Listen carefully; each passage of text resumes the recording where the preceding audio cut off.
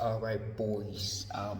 Sorry for the inconvenient place of recording, so I'm speaking slightly because I'm recording on a stairway because every other place is busy.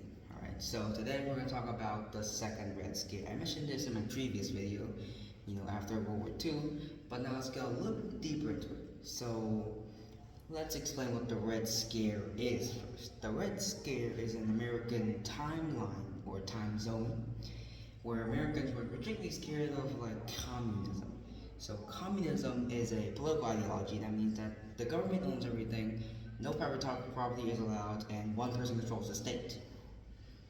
So people call it the Red Scare because Soviet Union flag red, Vietnam flag also red, and they were communist once. China also red. So even though that's called the Red Scare, not many people knew why communism was bad, alright? Because you say, alright boys, is communism bad? They say yes. Why? No, barely anyone will answer you. Right? Very few people actually know what communism was for someone to be scared. So let's delve in a little deeper, right? So the reason why, because the U.S. had capitalism, private property, corporations, the government doesn't control everything, and you own something as well, right? You have protected rights, and while over there, the state controls everything. Nothing you do isn't monitored by the state. So that makes sense. So, they were capitalists. Those people were communists. You can't align that. And they only teamed up to fight Hitler because they didn't like fascism in either way. All right.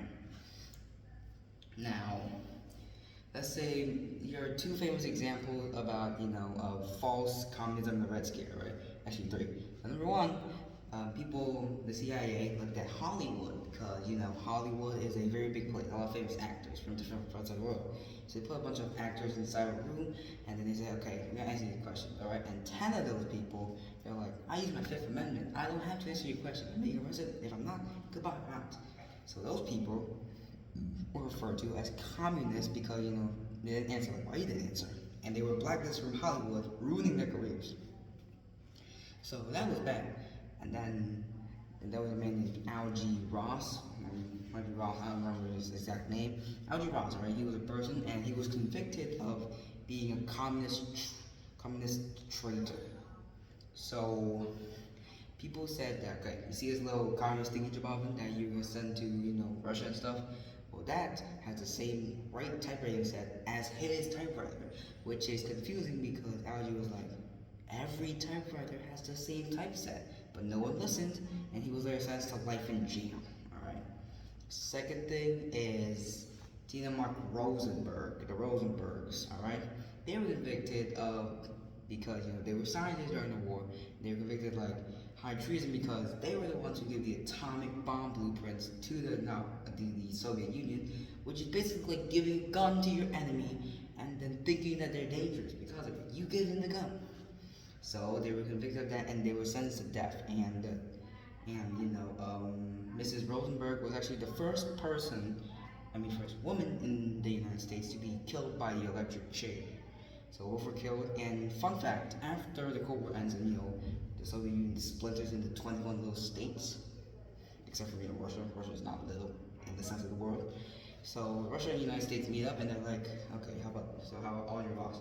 And they're like, yeah, he was a Russian spy, all right. And how about the Rosenbergs? Yeah, they gave us the atomic bomb blueprints. So yeah, they were right, but it took them a little bit too long, all right? Because they were convicted during the 40s and 50s. The Soviet Union dissolved in 1991. That's 40 to 50 years of waiting just to find out you were right.